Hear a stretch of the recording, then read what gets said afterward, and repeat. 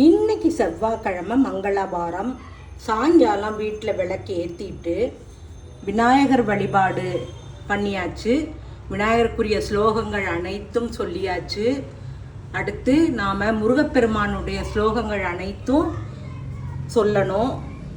முருகனுக்கு நிறைய ஸ்லோகங்கள் இருக்குது. கந்த சஷ்டி கவசம், கந்த குரு கவசம், வேல்மாறல் மகா மந்திரம், என்னம்லாம் நமக்கு தோணுதோ அத்தனையும் நம்ம சொல்லலாம்.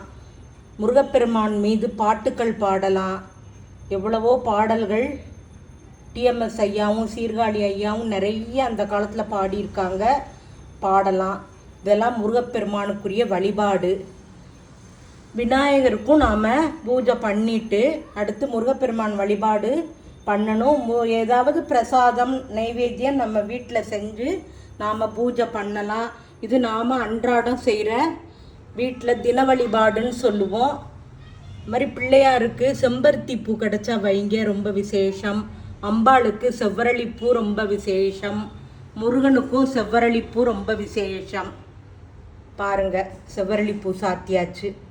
இந்த மாதிரி மலர்கள் சாத்தி விளக்குக்கும் மலர் தூவி பூஜை பண்ணுனா வீட்டில் லட்சுமி கடாட்சம் நிறைந்திருக்கும். ஓம் சரவணபவ, ஓம் குமராயின பவ. முருகனே செந்தில் முதல்வனே, மாயோன் மருகனே, ஈசன் மகனே, ஒரு கைமுகன் தம்பியே, நின்னுடைய தண்டை கால் எப்பொழுதும் நம்பியே கை தொழுவேன் நான். ஓம் சரவணபவ.